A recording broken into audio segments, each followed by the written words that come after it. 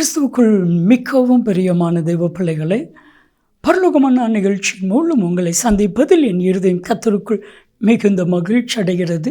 உங்கள் எல்லாரையும் இயேசு கிறிஸ்துவின் இன்பையினை நாமத்தினாலும் கிராஸ் டிவி ஊழியங்கள் சார்பாக என் அன்பின் வாழ்த்துக்கள். இன்றைய பரலோகமன்னா, திடமனதாயிரு, திரும்ப கிடைக்கும். பிரியமானவர்களே, 2 காரியம். திரும்ப உங்களுக்கு கர்த்தர் கொடுக்கணுன்னா ஒரு சின்ன கண்டிஷன், திடமனதாக இருக்கணும். இப்போ நம்ம ஒவ்வொருடைய மனசும் உடைஞ்சிருக்குது, எல்லைக்கு போய் இருக்குது, வேதனையோடு இருக்குது, கவலையோடு இருக்குது. ஸோ இந்த சிச்சுவேஷனில் தான் உங்களுக்கு தேவை திடமனது. எப்போ இந்த திடமனது வரும் தெரியுமா?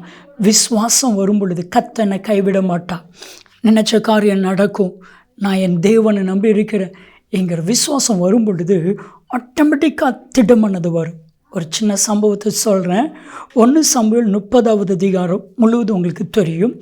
எல்லாவற்றையும் தாவீது இழக்கிறான்.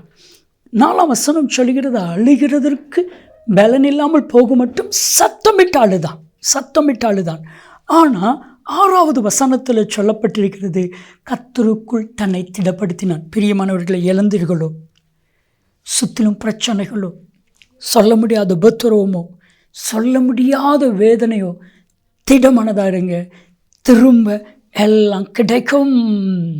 வேதம் சொல்லுகிறது, 1 சாமுவேல் 30வது அதிகாரம் 8ஆம் வசனத்தில், சகலத்தையும் திருப்பிக் கொள்ளுவாய். பிரியமான தெய்வ பிள்ளைகளே, இன்னைக்கு நமக்கு ஆண்டவரிடத்தில் கேளுங்க, ஆண்டவரே திடமனதை எனக்கு தாரும் ஆண்டவரே. திடமான ஒரு தைரியமான ஒரு மனசு வேணும். இந்த திட மனசு எப்போ நமக்கு வேணும்னா, எப்பெல்லாம் பிரச்சனை வருமோ, எப்பெல்லாம் பாடுகள் சுற்றில் உங்களை சூழ்ந்து கொள்ளுமோ, அப்பொழுது தான் நீங்கள் உங்களை திடன் கொள்ள வைக்க வேண்டும். திடன் கொள்ளணும். சில ஆண்டுகளுக்கு முன்னாடி என்னுடைய மகள் விபிஎஸ் டைரக்ட் பண்ணி கொண்டிருக்கும் பொழுது, ஜோனல் ஜபா இரவு ரெக்கார்டிங் நடந்துக்கிட்டு இருக்குது. எங்களுக்கு ஒரு ஃபோன் வருது, ஜபா அன்கான்ஷியஸ் ஆகி மயங்கி விழுந்துட்டான், பேச்சு மூச்சு இல்லை. நாங்கள் அடித்து பார்த்தோம், தட்டி பார்த்தோம், ஒன்றும் பண்ண முடியல. திருச்செந்தூருக்கு கொண்டுட்டு போகவா இல்லை தூத்துக்குடிக்கு ஆம்புலன்ஸில் கொண்டு வரவா? இந்த செய்தியை கேட்ட உடனே என் மனம் பதற ஆரம்பித்தது.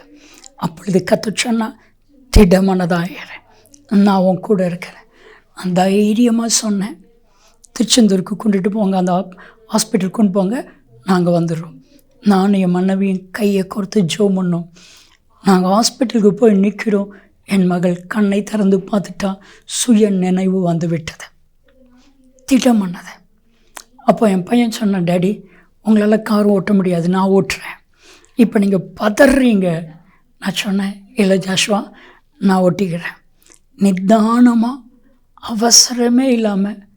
ஆமென். பிரியமான தெய்வ பிள்ளைகளே, நமக்கு ஆண்டவர் தர வேண்டிய ஒரு காரியம் திடமானது. வேதம் சொல்லுது, பயப்படாதே, நான் உன் கூட இருக்கிறேன், திடமனதாக. ஏசாயா 41:10 வாஸ்து பாருங்க. யோவான் 16வது அதிகாரம் 33ஆம் வசனம், உபத்திரவம் உண்டு, திடன் கொள், நான் உலகத்தை ஜெயிச்சேன். இன்னைக்கு எல்லா பிரச்சனைகள், எல்லா உபத்திரவங்கள், எல்லா வேதனைகள், திடன் கொள்ளுங்க. ஜெபிக்கலாமா? தகப்பனே, திடன் கொள்ள அருள் புரியும். இயேசுவின் நாமத்தில் ஜெபிக்கிறோம் ஜீவனுள்ள பிதாவே, ஆமென். திடன் கொள்ளுங்கள், எல்லாவற்றையும் திரும்ப கொடுப்பா. நன்மையும் கிருபையும் ஆசீர்வாதங்களும் நிச்சயமாக உங்களை தொடரும்.